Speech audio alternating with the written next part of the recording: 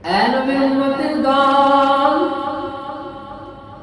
আমার নবী রহমতুল লিল আদর্শকে মেনে নাও রে মুমিন। রহমতুল লিল আলামিন হলেন আমাদের আদর্শ, রহমতুল লিল আলামিন আমাদের হলেন আইডল, রহমতুল লিল আলামিন আমাদের নেতা, রহমতুল লিল আলামিন হলেন আমাদের বিশ্ববাসীর জন্য রহমত।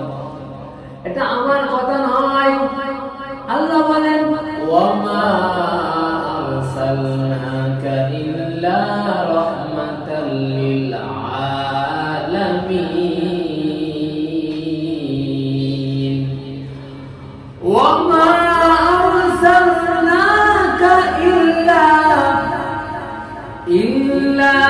রাহমাতাল লিল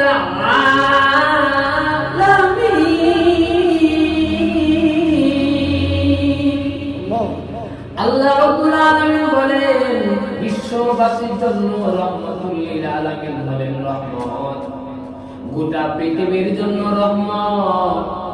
আমার নবীর আদর্শে যে ব্যক্তিটা আদর্শিত হতে পারবে, ওই ব্যক্তিটা শুনে পরিণত হয়ে যাবে, বড় মূল্যবান হয়ে যাবে। শুধু মুখের কথা তাই নয়, আল্লাহ পাক রব্বুল আলামিন বলেন লাকাদ কানা লাকুম ফি রাসূলিল্লাহ, লাকাদ কানা লাকুম ফি রাসূলিল্লাহি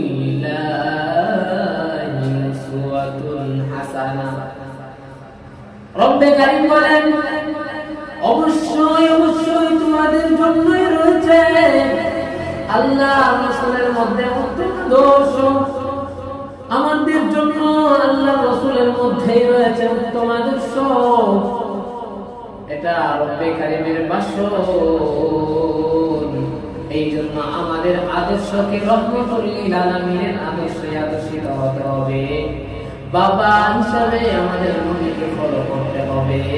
দুনিয়ার যত কিছু আছে সবকিছু রহমতুল লিল আলামিনের আদর্শে আদর্শিত যদি নিজেকে গঠন করতে পারি।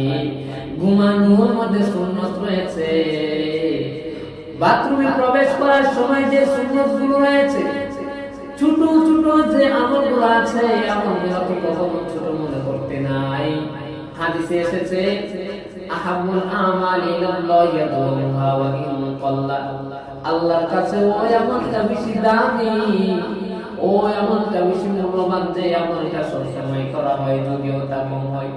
ছোট ছোট আমল, খাবারের সময় যে আমলগুলো করা হয় আমলগুলো করব, খানা খাবার সময় যে দস্তরখানা বিছায়া খাওয়ার চেষ্টা করব, ঘুমানোর পূর্বে যে দোয়াগুলো আছে তা পড়ব, নবীর সুন্নাত যে আছে তা মেনে মেনে চলব। আল্লাহ পাক রব্বুল আলামিন আমাদেরকে নবীর সুন্নাত মেনে নবীকে রাজি খুশি আল্লাহর রেজামন্দি হাসিল করার তৌফিক দান করেন। সকলে বলে আমিন।